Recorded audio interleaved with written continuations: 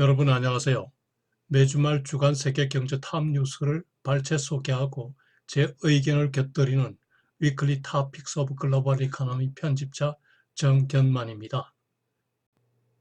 네, 7월 21일 위클리 토픽스 오브 글로벌 이코노미 진행하겠습니다. 오늘은 3건의 뉴스를 발췌하였습니다. CNN 보도가 2건, 블룸버그 통신 보도가 1건입니다.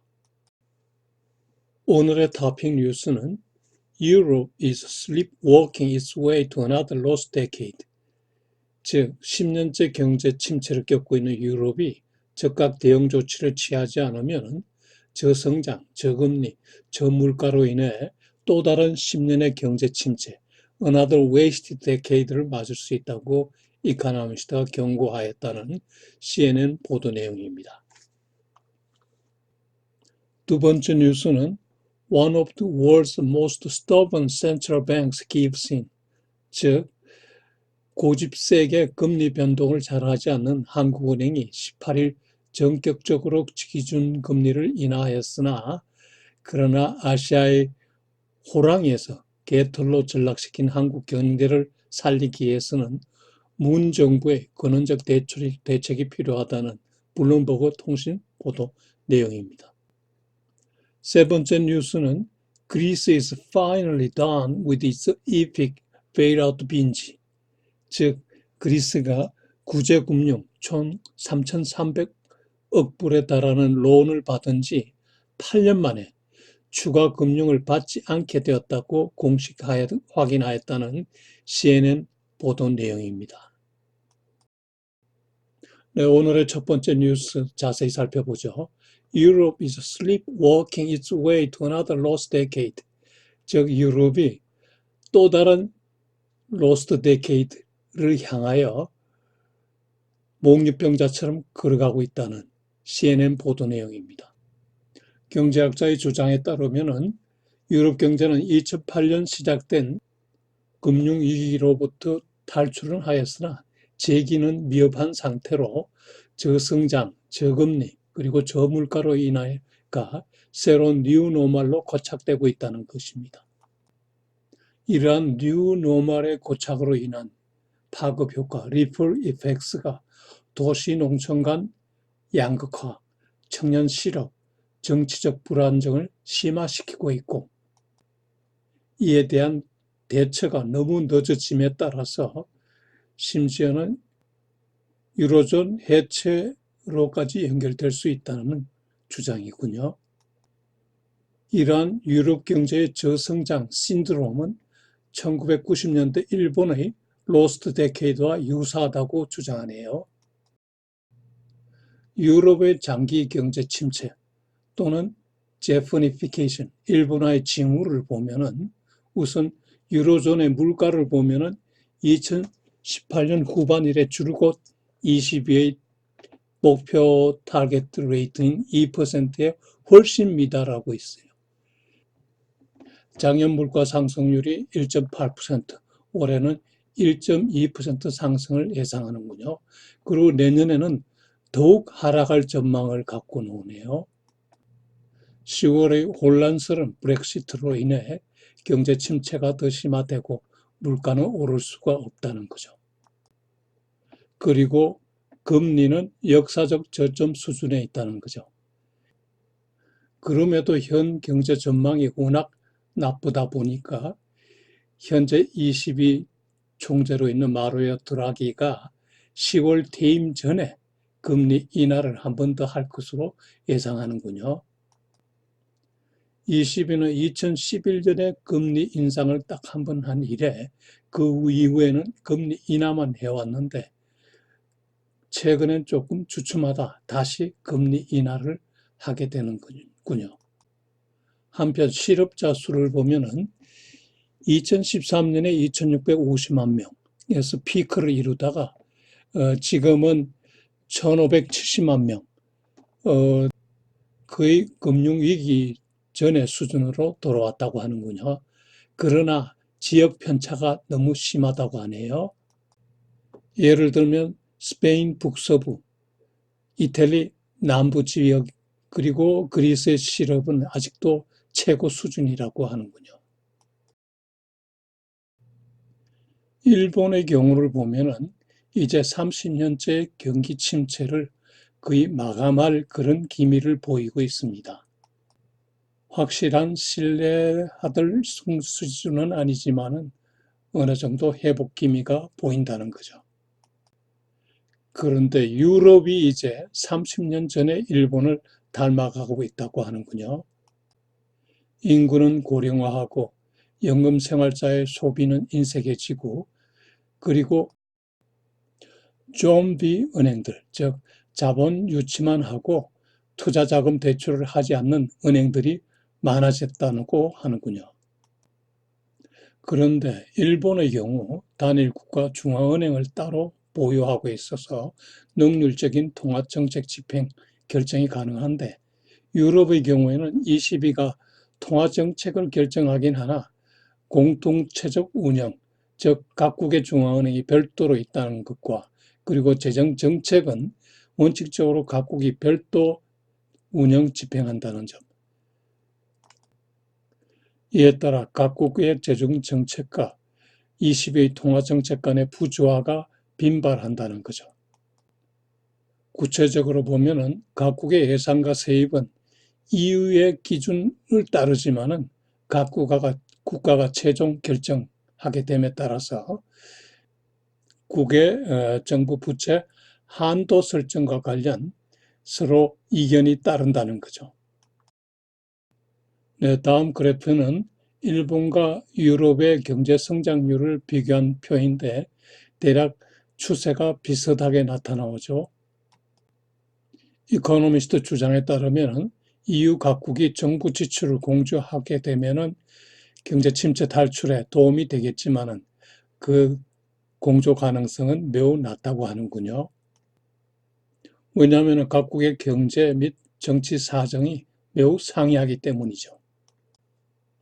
현재 독일의 그 10년 물정부채 금리를 보면은 일본보다도 더 훨씬 낮은데, 이는 유럽채 투자자들이 유럽의 장기 경제 전망이 더 불투명하다고 생각하기 때문이죠. 유럽은 그 사브린 데트 크라이시스, 국가 부채 위기 이후 10년 만에 유럽 채권 시장은 일본이 30년에 걸려서 만든 저금리 그런 시장이 되었습니다. 이러한 유럽의 역금리, 네거티브 인터레스트 레이트는 계속 유럽 은행들을 압박할 것으로 보이는군요. 그리고 채권 투자자들이 채권을 덜 매력적으로 생각하게 되겠군요. 독일의 10년물 국채를 투자한 사람이라면 만기까지 만약에 이를 보유하면 확실한 손실이 발생하는 거죠. 문제는 향후 유럽 내 경제가 계속 비틀거림에 따라서 국가별 이해관계와 유럽 간의 이해관계, 그 줄다리기가 더 격렬해질 전망입니다. 상황이 이름에도 유럽을 구해낼 계획은 나오지 않을 것이라고 예상하는군요. 그리고 저성장, 저물가가 여러 방면에서 경제에 나쁜 영향을 주기 시작할 것이고, 그 결과 유로존 해체 압력에 직면할 것이라고 하는군요. 네, 유럽 경제 악화와 관련해서 제 생각을 말씀드리면은, 유럽 경제가 작년 하반기, 특히 올해 2분기 들어 슬럼프 징후가 농후해지는데, 그 주 요인은 미중 무역 전쟁으로 인한 세계 무역의 침체입니다. 독일의 자동차 업체들, 그리고 바스프 화학업체 등의 매출이 감소하고, 이에 따라 수출업체 타격이 심각한 거죠. 여기에다 스페인, 이탈리 등의 영내 경제 및 정책 불안이 계속 이어지고 있고, 특히 올 10월에 있을 브렉시트의 향방도 투자와 소비에 부정적인 영향을 미치고 있기 때문입니다. 그리고 향후 경제 성장 전망도 좀 더 나빠질 것으로 볼 수밖에 없는 이유를 보면은 무역 전쟁의 장기화가 진행되고 있고 이에 따라 수출이 감소할 것이며 유럽 사람들의 고령화 진전으로 연금 생활자가 증가하고 이에 따라 소비가 둔화될 것이며 세계 무역 감소로 인해서 기업은 투자 활동을 줄일 것이고 그리고 경기 침체가 지속되면은 재정 수지가 악화돼서 정부 지출도 억제될 것으로 보이기 때문입니다. 참고로 유로존 주요 경제 지표를 올렸습니다. 수출이 둔화 내지 감소함에 따라서 경상수지 흑자 규모가 많이 줄고 있음이 한눈에 보이는군요. 전년 동기 대비 물가 상승률이 1.2%까지 내려갔군요. 그리고 실업률은 7.5%. 내려갔긴 해도 상당히 아직도 높은 수준입니다. 네, 오늘 두 번째 뉴스는 한국 경제와 관련하여 블룸버그가 보도한 내용입니다. One of the world's most stubborn central banks gives in. 즉, 기준금리를 잘 변동하지 않는 한국은행이 지난 7월 18일 전격적으로 예상외로 기준금리를 1.75%에서 1.5%, 25bp 인하하였는데 이는 경기 침체에 사전적으로 대응한다는 조치로 봐야겠죠. 이달 말에 미국 페드가 25bp 이상 금리를 인하할 것으로 예상되고 있는 것과 연관돼서 생각해야 되겠군요. 그런데 블룸버그는 금리 인하에 의한 경기 부양 효과는 제한적이다. 따라서 한국 경제가 침체를 벗어나기 위해서는 더 많은 변화가 필요하다. 고 주장하는군요. 한국은 아시아의 타이거에서 도그하우스 개털로 전락하였다고 일침을 놓네요. 원달러 환율은 올해 들어서 5.4% 하락하였고 코스피는 아시아에서 파키스탄 다음으로 최악의 worst performance를 나타내는 최악의 성적을 나타냈군요. 네, 위의 그래프는 아시아 각국 통화의 올해 성적표인데 한국이 맨 아래에 있군요. 네, 아래표는 베트남 ETF 엑스트레이드 펀드 지표와 한국의 코스피 200 ETF 지수를 성적표를 비교해 놓았는데 베트남 ETF가 훨씬 성적이 좋고 한국 ETF는 나빴군요. 한은의 금리 인하에 대한 시장의 반응을 보면 참 미지근하군요. 보통 금리 인하는 시장에 막대한 영향을 미치는데 우리의 경우 채권 시장은 이미 수익률이 반영된 상태이고 주식시장은 오히려 0.5% 하락하였습니다. 이는 한국의 경제 상황이 통화 완화적 정책만으로 경기 침체를 벗어나기 어렵다고 생각하기 때문이죠. 블룸버그가 지적한 한국 경제 문제점을 보면은 먼저 두 개의 무역 전쟁, 미중 한일 간의 무역 전쟁으로부터 집중 포화를 받고 있다는 거죠. 한국은 중국 수출이 GDP의 3% 이상을 차지하는데 이게 지금 잘 안 되고 있으니 문제가 되고 그리고 한일 간의 새로운 무역 전쟁이 벌어지고 있기 때문입니다.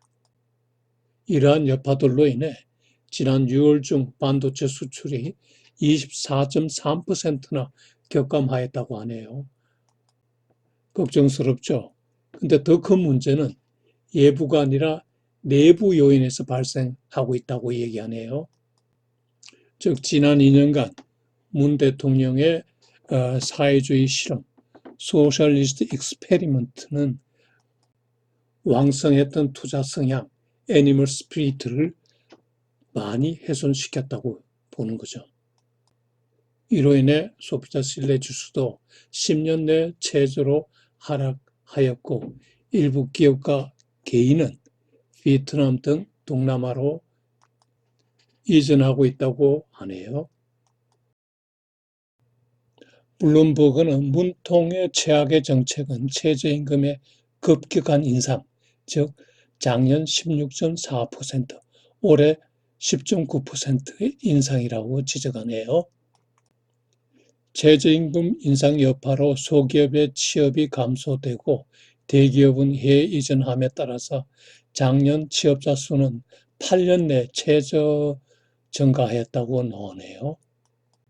그리고 작년 4분기 중 하위소득 25%의 저소득자 가계소득이 17.7%나 감소하였다고 하네요. 문 정부는 뒤늦게 경제정책의 해기에 들어왔는데 내년도 최저임금을 소폭인 2.9% 인상에 그쳤군요. 시간당 8,590원이 되네요. 그리고 한국 경제에서 자본 유출은 불가피한 상황이 되고 있다고 지적하네요. 우선 한국인들의 해외 주식 부동산 투자가 증가하고 있고 그리고 한은이 자본 유출을 차단할 수 있는 수단이 마땅치 않다는 거죠. 즉 금리 인하, 이로 인한 원화 약세는 외국 자본의 유출을 유발하는데 한은이 만약 추가 금리를 인하하게 되면 유출이 더 심각해질 수 있죠. 따라서 금리 인하가 쉽지 않다는 거죠. 개인적인 판단은 너무 일찍 카드를 사용하지 않았나 이런 생각이 드네요. 네, 지금 보시는 그래프는 한국과 중국의 경상수지 흑자 규모가 줄어들고 있는 모습을 보여주네요. 중국과 마찬가지로 수출 주도형 한국 경제는 해외 수요 감소로 인해 경상수지 흑자 규모가 줄 수밖에 없죠. 네, 참고로 한국 경제의 주요 지표를 제가 올렸습니다. 근데 여기 보면은 수출이 전년 동기에 비해서 많이 줄고 있는 게 보이죠. 지난 5월에 마이너스 9.7%, 그리고 지난 7월에는 마이너스 13.7%까지 내려갔군요. 걱정입니다. 네, 오늘의 마지막 세 번째 뉴스는 Greece is finally done with its IFIC bailout binge. 즉, 그리스가 3,300억 불의 구제금융 대출을 받은 지 8년 만에 추가 금융을 받지 않게 되었다고 공식 확인하였다는 네, 오늘의 세 번째 마지막 뉴스는 Greece is finally done with its IFIC bailout binge. 즉 그리스가 구제금융 3,300억 불의 대출 론을 받은 지 8년 만에 추가 금융을 받지 않게 되었다고 공식 확인하였다는 CNN 보도 내용입니다. 구체적으로 보면은 그리스는 2008년 세계 금융위기 여파 그리고 그간의 방만한 재정 운용으로 인해서 경제 위기가 닥쳤는데 이로 인해 2010년부터 IMF, ECB 그리고 EC 등으로부터 베일아웃 금융을 받기 시작했습니다. 구제금융을 통해서 국가 경제 파탄과 유로존 탈퇴 위기는 모면했지만은 대신 혹독한 긴축재정, 오스테리티를 단행할 수밖에 없었죠. 이에 따라서 재정 지출 억제, 공무원 수 감축, 연금 지급 연령 연장, 지급액 축소, 그리고 공기업 매각 등을 단행하였습니다. 그리스는 오랜 마이너스 성장 끝에 2017년부터 플러스 성장으로 전환하기 시작하였습니다. 그리고 올해는 2.0%, 내년에는 더 높은 2.4% 성장을 예상하고 있군요. 이러한 성장에도 불구하고 현 GDP 규모가 경제 위기 전 2007년의 75% 수준에 불과하다고 하네요. 정부 재정 지출 사정을 보면은 2009년에 재정 적자가 15%에 달했는데 2017년에는 플러스 1% 흑자를 시현해야 했다고 하는군요. 정부 부채의 GDP에 대한 비율을 보면은 올해 188%로 최고 정점을 찍은 후에 이후 점차 감소하도록 계획이 짜져 있다고 하는군요. 따라서 2023년에는 151%로 감소할 예상이라고 하네요. 네, 그리스가 추가 구제금융을 받지 않기로 했다는 그런 발표는 투자자의 신뢰를 회복함으로써 자금 조달 코스트를 하락시키는 긍정적인 면이 있지만은 그러나 아직도 스틸 많은 문제가 상존하고 있다는 거죠. 현재 IMF 총재로서 10월 말에 22 총재로 자리를 옮기는 르가르드 씨는 경제 회복 지속을 위해서 계속 개혁을 할 필요가 있다고 지적하는군요. 그리스 정부 부채가 향후 10년 후에도 계속 높은 수준을 유지하게 되고 그리고 3,300억 불에 달하는 대출금 상환 계획에 대해서는 아직 계획도 없고 언급이 없군요. 네, 오늘도 위클리 토픽스 오브 글로벌 이코노미를 시청해 주셔서 감사합니다. 새로운 한 주 즐겁고 보람찬 한 주가 되기를 기원합니다. 안녕히 계십시오.